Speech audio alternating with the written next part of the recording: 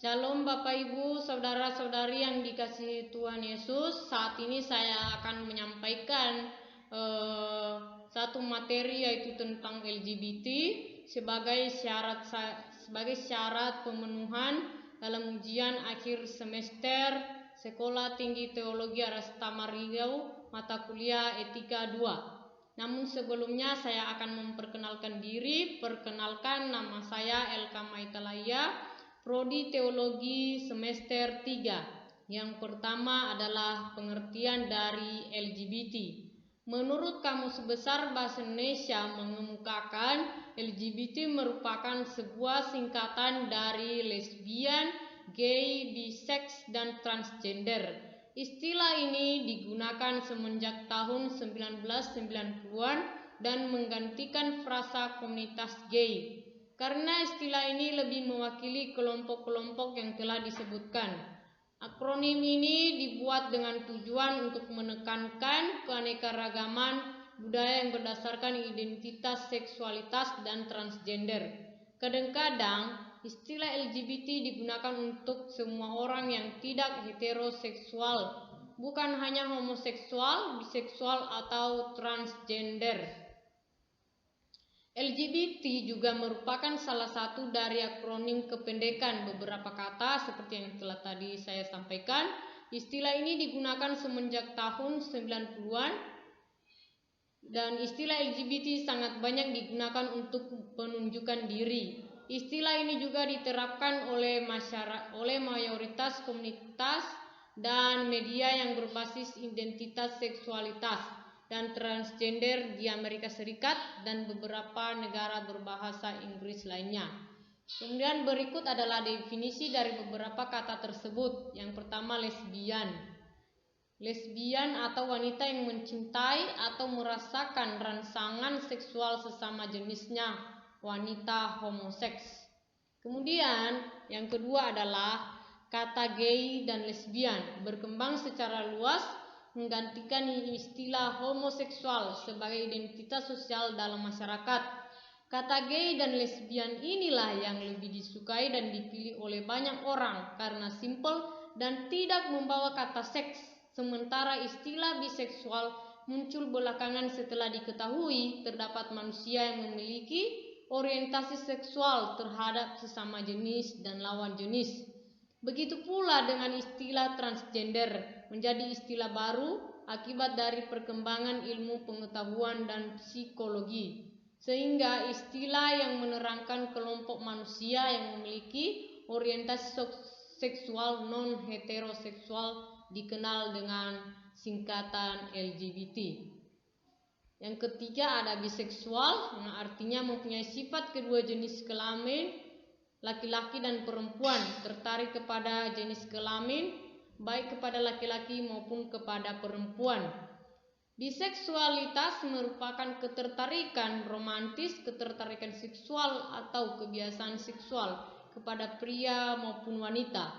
Istilah ini umumnya digunakan dalam konteks ketertarikan manusia untuk menunjukkan perasaan romantis atau seksual kepada pria maupun wanita sekaligus.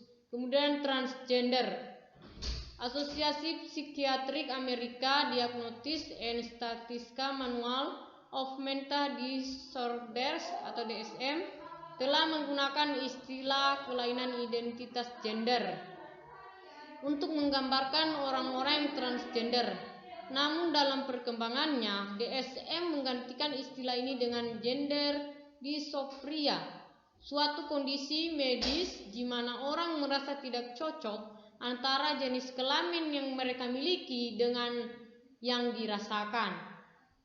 Kemudian transgender merupakan ketidaksamaan identitas gender seseorang terhadap jenis kelamin yang ditunjuk kepada dirinya. Transgender adalah perilaku manusia baik laki-laki maupun perempuan yang di luar kodratnya. Misalnya perempuan yang berperilaku seperti laki-laki dan tidak lemah lembut, atau contoh lain laki-laki yang menggunakan pakaian wanita dan berperilaku lembut dan suara yang dimerdukan. Mereka yang seperti itu adalah transgender dan biasanya berawal dari hal-hal tersebut.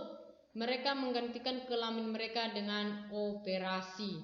Kemudian saya akan menyampaikan beberapa dampak dari LGBT. Yang pertama itu tingginya angka pelaku hubungan lelaki seks dan lelaki atau gay di Sumatera Barat dikarenakan kurangnya informasi dan pengetahuan serta tidak terkontrolnya emosi remaja yang kurang stabil, maka akan sangat tinggi resiko untuk para siswa-siswi dan remaja terpengaruh LGBT. Yang kemudian bahaya dari sisi kesehatan dan psikologi. Bahaya dari sisi kesehatan dan psikologi di sini saya mengambil dari analisis oleh dokter spesialis Dewi Inom Irana. Menurutnya, kelompok lelaki seks dengan lelaki atau LGBT 60 kali lipat mudah tertular HIV/AIDS dan penularannya yang paling mudah menjadi melalui dubur. Dari sini bisa kita ambil bahwa dampak dari LGBT yaitu tertularnya HIV/AIDS. Kemudian bagi kesehatan, yang pertama itu ada timbulnya kanker anal. Para gay melakukan hubungan seks anal sehingga mereka memiliki resiko tinggi terkena penyakit kanker anal atau kanker di lubang anus. Kemudian adanya penyakit HIV/AIDS, umumnya LGBT memiliki gaya hidup seks bebas sehingga mudahnya tertularnya penyakit HIV/AIDS atau AIDS. Dari sini bisa kita ambil bahwa dampak dari LGBT kebanyakan mengemukakan bahwa dampak dari yang akan terkenal bahwa yaitu penyakit tertularnya HIV/AIDS. Kemudian saya juga akan menyampaikan beberapa langkah-langkah untuk mencegah LGBT. Yang upaya umum itu ada yang menjaga pergaulan, kemudian menutup segala celah pornografi, misalnya dari gadget. Orang tua harus aktif dalam hal ini. Kemudian ada diadakannya kajian atau seminar mengenai bahaya LGBT di sekolah-sekolah dan lain-lain. Kemudian adanya undang-undang yang melarang adanya LGBT sehingga hal ini tidak menyebar semakin luas. Kemudian diadakannya penyuluhan keagamaan mengenai LGBT yang menyebar semakin parah. Upaya bagian kesehatan dengan memperkenalkannya bagian reproduksi supaya menjaga kebersihan reproduksi dan berbagai bahaya yang terjadi ketika melakukannya. Kebebasan seksualitas. Kemudian dari materi yang telah saya sampaikan tadi bahwa adanya dampak penyebab dari LGBT, maka saya juga akan menyampaikan pandangan Alkitab terhadap LGBT atau etika Alkitab terhadap LGBT. Yang pertama itu ada banyak pendapat Alkitab yang menentang homoseksualitas baik yang tersirat maupun terang-terangan. Allah menetapkan heteroseksual bukan homoseksualitas. Allah menetapkan hubungan heteroseksualitas ketika Dia menciptakan laki-laki dan perempuan dan memerintahkan mereka untuk memiliki anak. Di situ kita bisa lihat dalam Kejadian pasal 1 ayat 27 sampai 28. Seks diberikan dalam konteks keluarga sejak mulanya. Dalam Kejadian 2 ayat 24, sehingga keduanya menjadi satu daging, dan Paulus kembali memperjelas bahwa satu daging menyiratkan hubungan seksual.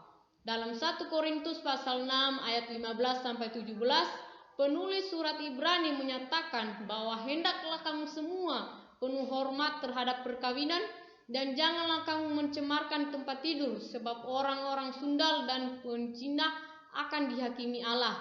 Kita bisa lihat dalam Ibrani pasal 13 ayat 14, memang ke-10 firman menyatakan jangan berzina dan jangan mengingingi istrinya. Dalam Keluaran pasal 20 ayat 14 dan ayat 17, bagian ini memperjelas bahwa Allah menetapkan seks bagi pria dan wanita di dalam ikatan pernikahan heteroseksual. Kanaan dihukum karena dosa homoseksualitas. Kalimat melihat aurat ayahnya dalam Kejadian pasal 9 ayat 22 digunakan di bagian lainnya untuk menunjukkan tindakan seksual yang tidak senonoh dan fakta bahwa Ham masuk ke dalam kemah Nuh untuk melihatnya. Kutukan yang sebenarnya ditujukan kepada Ham atas peristiwa ini jatuh ke Kanaan.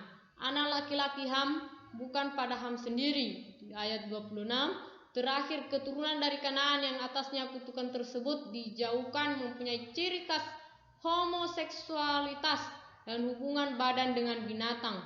Dan bandingkan dengan Imamat pasal 18 ayat 22 sampai 29. Kemudian ada Sodom dan Gomora dikutuk. Sampai saat ini arti Sodom menjadi indikasi dosa yang mencirikan kota tersebut. Seperti ditunjukkan sebelumnya, dosa mereka bukanlah sekadar kemewahan atau ketidakkeramahan, tetapi homoseksualitas.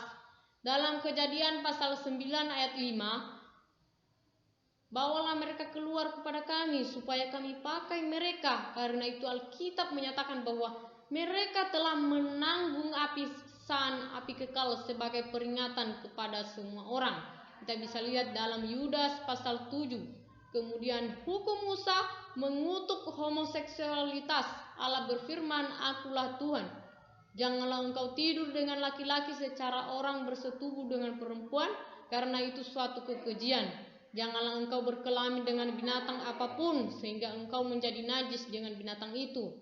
Dalam Imamat pasal 18 ayat 21 sampai 23, dia menambahkan itu suatu kekejian, suatu perbuatan keji di ayat 23. Bukan hanya homoseksualitas merupakan dosa bagi bangsa Yahudi, tetapi karena alasan yang ini jugalah Allah menghakimi bangsa Kanaan. Musa melanjutkan, "Janganlah kamu menajiskan dirimu dengan semuanya itu, sebab dengan semuanya itu bangsa-bangsa yang akan kuhalaukan dari depanmu telah menjadi najis. Negeri itu telah menjadi najis dan aku telah membalaskan kesalahannya kepadanya, sehingga negeri itu memuntahkan penduduknya." Ayat 24 sampai 25. Hukum itu menambahkan setiap orang yang melakukan sesuatu pun dari segala kejian, orang itu harus dilenyapkan dari tengah-tengah bangsanya. Ayat 29. Ketika seorang laki-laki dari Gibea mengundang seorang pelancong ke rumahnya, datanglah orang Dusila mengepung rumah itu. Mereka menggedor-gedor pintu sampai berkata orang tua pemilik rumah itu, "Bawalah keluar, datang ke rumahmu itu supaya kami pakai dia." Tindakan homoseksual dikutuk di seluruh perjanjian lama. Penulis nubuat kitab Raja-Raja berulang kali berbicara tentang kejahatan homoseksualitas. Mereka berlaku sesuai dengan segala perbuatan keji bangsa-bangsa yang telah dihalau Tuhan dari orang Israel. Dalam Raja-Raja 1 Raja-Raja pasal 4 ayat 24, pasal 14 ayat 24, ketika raja yang baik yaitu Yosia kemudian mengajak umatnya bertobat, kembali ia merobohkan petak-petak pelacuran bakti yang ada di rumah Tuhan. Di dalam 2 Raja-Raja 23 ayat 27. Dari beberapa yang telah saya sampaikan dari awal, dari pengertian dampak, bahaya, kemudian pandangan Alkitab terhadap LGBT, maka saya simpulkan bahwa LGBT telah berkembang dari tahun 90-an, yang artinya orientasi seksualitas baik laki-laki dengan laki-laki, perempuan dengan perempuan, dan juga orientasi seksual seorang pria atau wanita yang menyukai dua jenis kelamin. Dengan demikian maka memberikan berbagai bahaya seperti mudahnya tertular penyakit HIV/AIDS dan penularan yang paling mudah dan lain sebagainya. Namun juga dapat mencegah dengan berbagai usaha atau langkah-langkah baik dari pemerintah, keagamaan, dan lainnya. Dan Alkitab memandang perilaku LGBT adalah perbuatan keji. Allah menetapkan heteroseksual bukan homoseksualitas. Allah menetapkan hubungan heteroseksualitas ketika Dia menciptakan laki-laki dan perempuan dan memerintah mereka untuk memiliki anak. Seks diberikan dalam konteks keluarga sejak mulanya. Kemudian dalam Kejadian pasal 2 ayat 24, sehingga keduanya menjadi satu daging, dan Paulus kembali memperjelas bahwa satu daging menyiratkan hubungan seksual. Penulis surat Ibrani menyatakan bahwa hendaklah kamu semua penuh hormat terhadap perkawinan dan janganlah kamu mencemarkan tempat tidur, sebab orang-orang sundal dan pezina akan dihakimi Allah. Memang 10 firman menyatakan jangan berzina dan jangan mengingini istrinya. Bagian ini memperjelas bahwa Allah menetapkan seks bagi pria dan wanita di dalam ikatan pernikahan heteroseksual. Oke, baiklah, demikianlah materi dari LGBT yang telah saya sampaikan. Semoga menjadi pengetahuan bagi kita. Shalom, selamat pagi. Tuhan Yesus memberkati. Shalom.